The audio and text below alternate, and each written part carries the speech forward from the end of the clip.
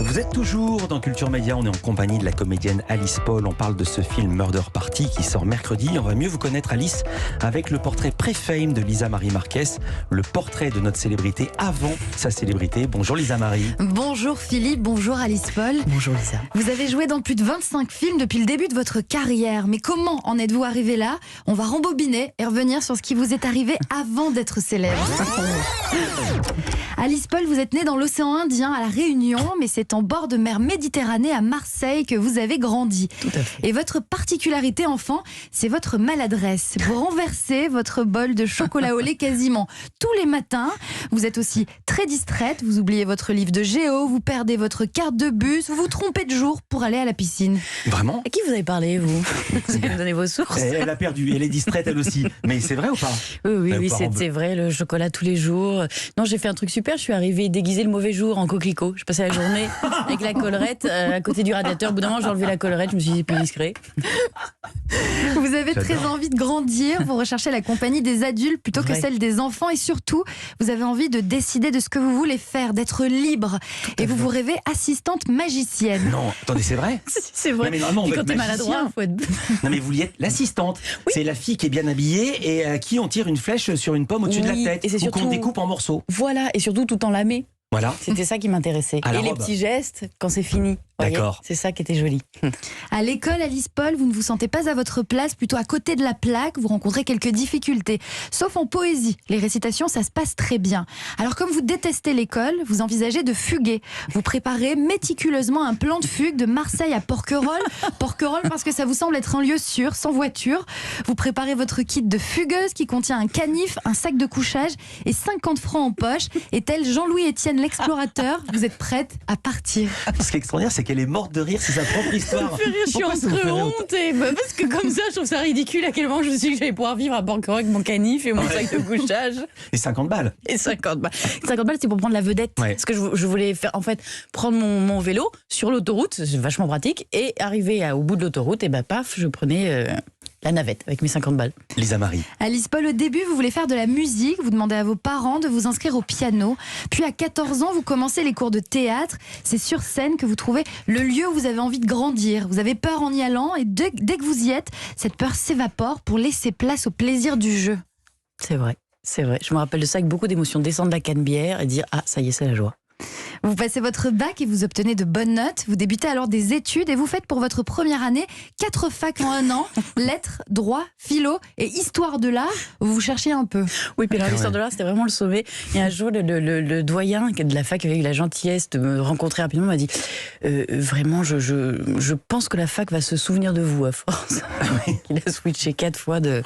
Voilà. Et mon père, un jour, m'a dit, quand je lui ai dit, ça faisait la 5e fois que je changeais de fac, m'a dit Ouais. écoute, Alice, fais ce que tu veux, mais fais quelque chose. Et ça m'a beaucoup aidé. Voilà. Et j'ai dit, faut y aller.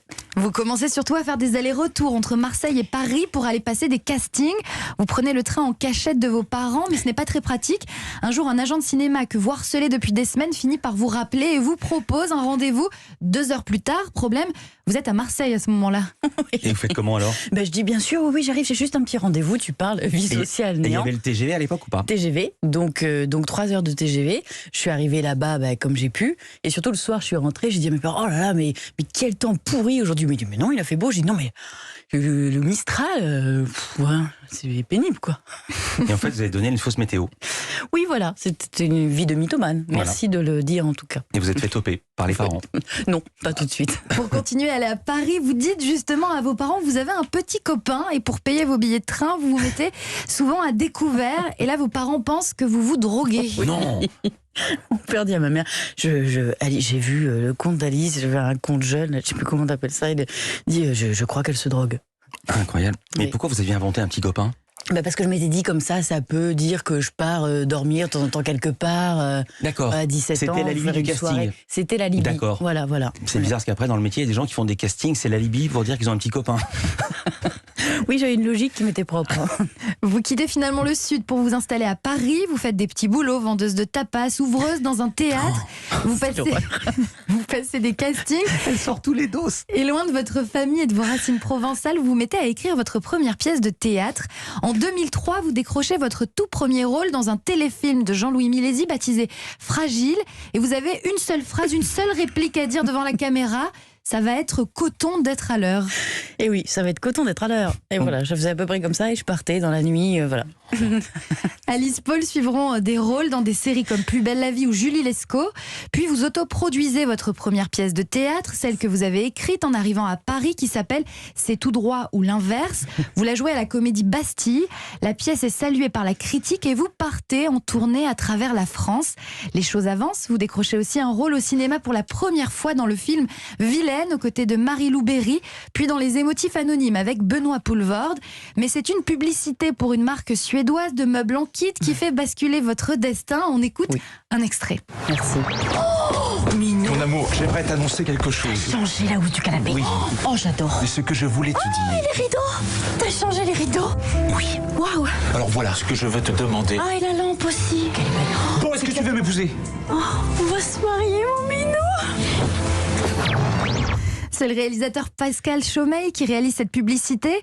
6 mois plus tard, il vous rappelle pour son film Plan Parfait avec Diane Kruger et Danny Boone.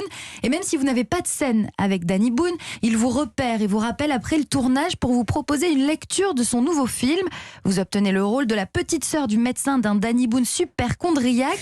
Un premier grand rôle qui lance votre carrière sur grand écran, Alice Paul. La suite, on la connaît. Et moi, je m'arrête là. Merci beaucoup Lisa Marie Marquez. C'était bien cette pub? Oui, j'aurais adoré dire que vous vous trompez sur la moitié, mais sur rien, il me semble. Donc merci infiniment. Et vous avez été payé en commode impossible à monter? Non, alors non, je me rappelle surtout que j'étais stressée, donc j'avais eu vraiment la crève la veille. Je suis arrivée le matin, j'avais une voix mais terrible. Et il y avait, heureusement en jouant à la magie des acteurs, ça ne s'entendait pas, mais j'avais, dans la scène de la pub, à un moment j'étais à 4 pattes sur mon camarade acteur et j'avais le nez qui coulait. Et Pascal m'a dit un truc merveilleux, m'a dit ah ben elle fait sa Marion Cotillard en référence au petit mouchoir. Et moi j'ai pas compris tellement j'étais stressée la blague, j'ai compris à peu près 6 mois après et je la trouve super. Surtout toujours un dos. Quand c'est pas Lisa Marie, c'est Alice Paul qui fait le dos elle-même sur elle-même. Oui, Vous restez avec nous. On va parler littérature, on va parler jeux vidéo. Culture Média continue.